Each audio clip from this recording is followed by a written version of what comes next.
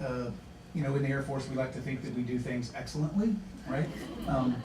But one of the things that we do as a byproduct of trying to be excellent is we are guilty, I'm guilty, lying, hiding, and faking, right? We like to stay in our comfort zone. We like to do the things that we're good at and do that a lot. But Thomas Fuller, I think, said, he's a philosopher from England, all things are difficult before they are easy, right?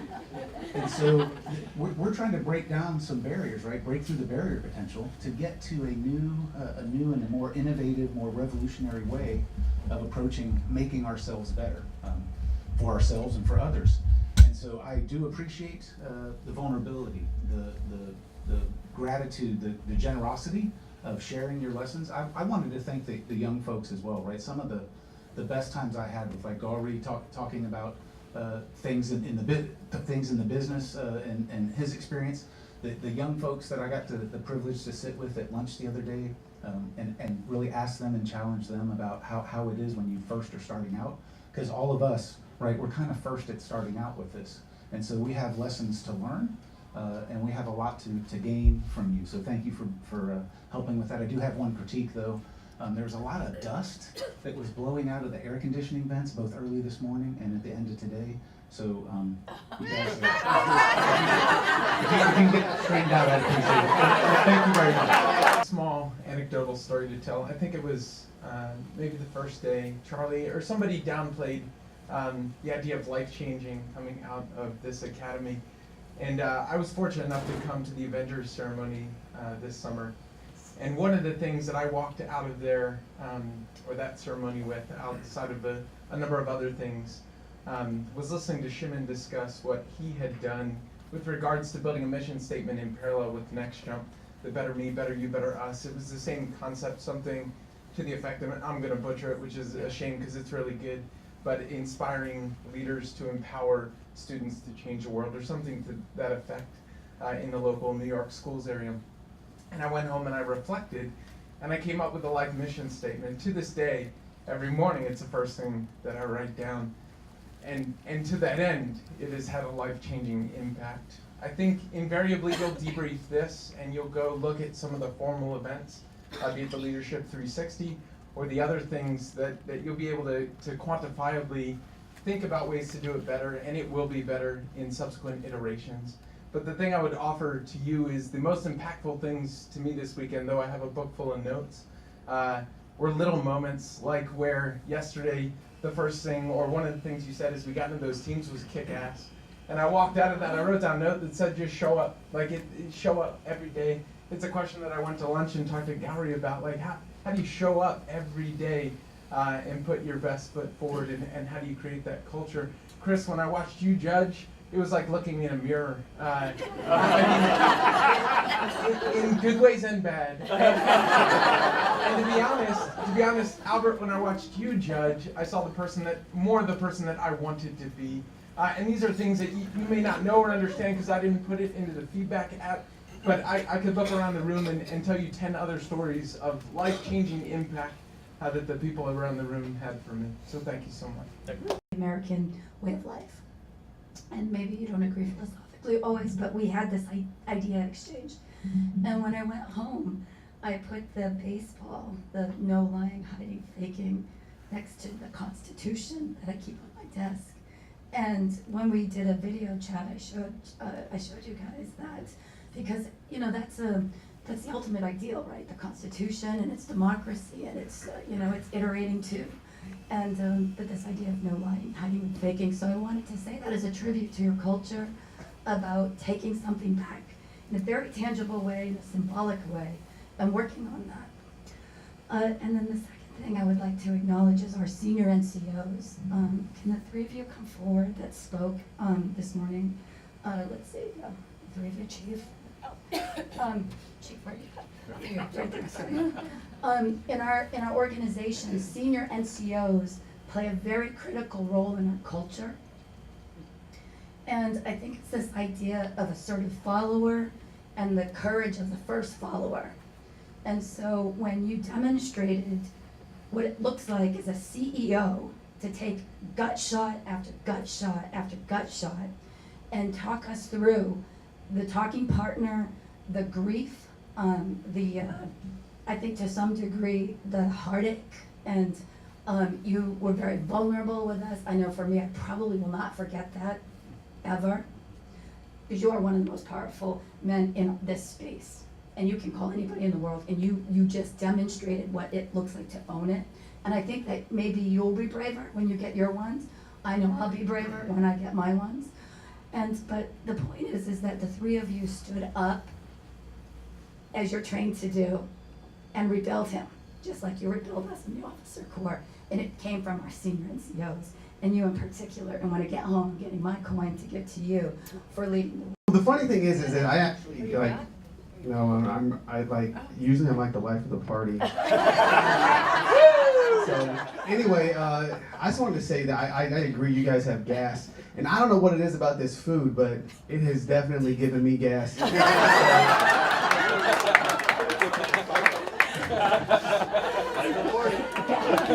I could go on more about that. I don't think we need to. By the way, in the sleep room, that was not me. Anyway, it is so refreshing to come. It is so refreshing to come and.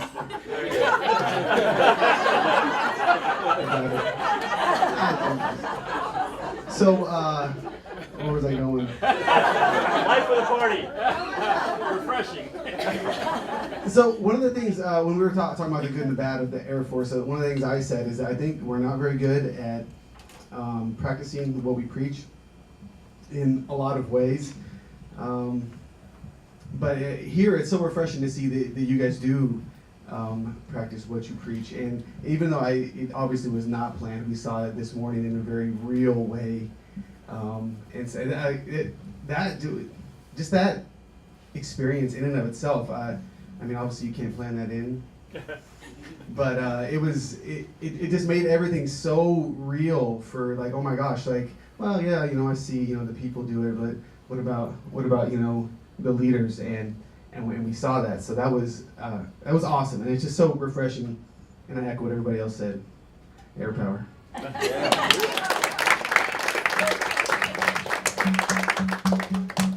All right, so Where to start? so I think the best way to, you guys asked for our opinion or feedback on what, you know, what it is here. So the best way I know to give feedback is to explain how I think I've been affected. So when I came here, I'll just be honest, I thought my organization was the shit, right? I thought we had great culture. I thought we were doing everything right. There was a huge turnaround when I got there. Leaving here, I realized it's a facade, right? It was me just being a nice guy. So if you go to the quadrant that you built, I was being empathetic a lot. I've never given real feedback in my life. So I'm starting to look at that, and I'm thinking to myself, as a leader, I haven't grown anyone. So, thank you, because I realize I have so much work to do. So this trip was so well worth it. I appreciate your time.